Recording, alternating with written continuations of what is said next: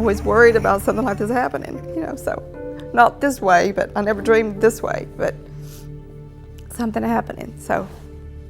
But about once a week, this does happen. Someone dies in an altercation with the police involving tasers. That's at least 48 people so far this year. There is little, if any, consistency in terms of the policies that govern the use of these taser weapons. I think that it's a very small percentage of cases where they are abused, but unfortunately the results can be catastrophic. 34-year-old Tony Chance Ross was one of those who died this year. I'm sure there's a time and a place, but when is enough? When do you tase somebody enough times that you say, hey, this is not working?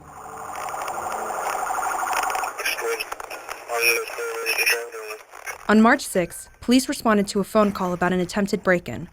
Ross tried to kick in this door. He was on methamphetamine at the time. They all knew Chance. He was mentally ill and he was arrested for public intoxication a lot of times. They knew him. According to an officer's statement, he believed their lives were at stake. Ross was stunned 5 times during the arrest, but it wasn't until he reached the jail that his case turned fatal.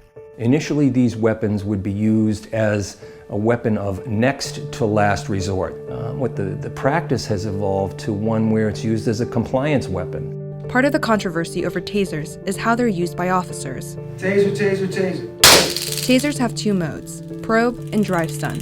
Probe mode is when the weapon shoots out 2 darts that are attached to wires. An electrical pulse gets delivered to the body and basically causes the muscles to freeze.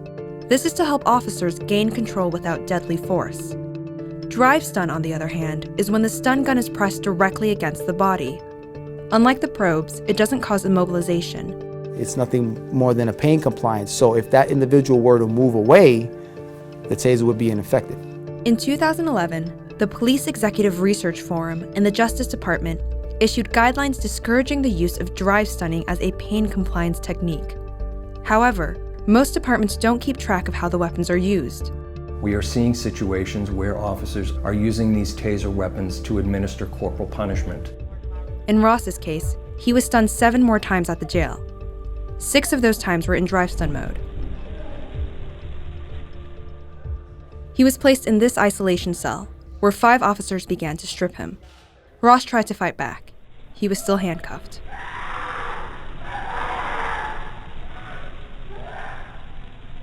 You can't make out a lot of it other than him playing no, no, no, please don't, and then the horrible screams, which were multiple screams.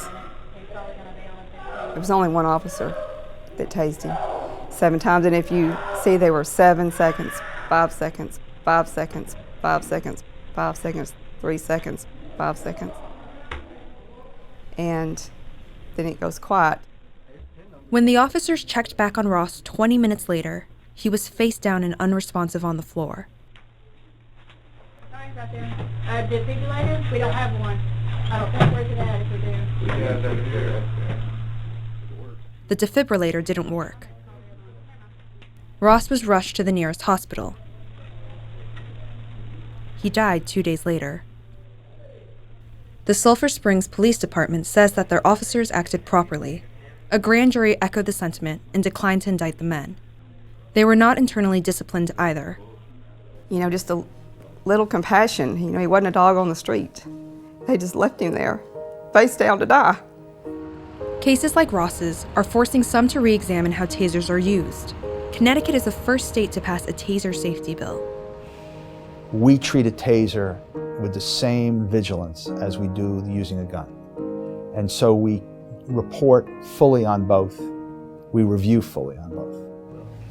So for instance, if I pull the trigger, let it go,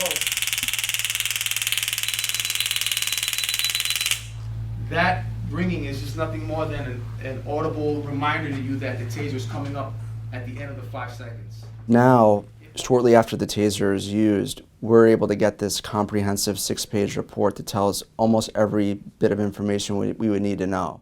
It also takes into account how long the taser was used, what mode it was used in, and how many firings there were. So this is a very comprehensive report that we think will yield a lot of interesting data.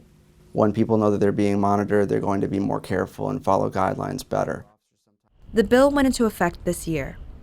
The data will be made publicly available by 2016. The taser is not a punitive tool, it's not a coercive tool, it's just another tool on your tool belt to help you get through your day and let you get home safe, and also the arrestee, because at the end of the day, when we're arresting someone, we're in charge of them, we're in charge of their well-being.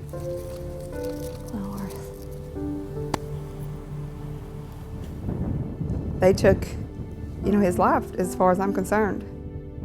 All I can say is I hope they can hear him screaming and begging to stop.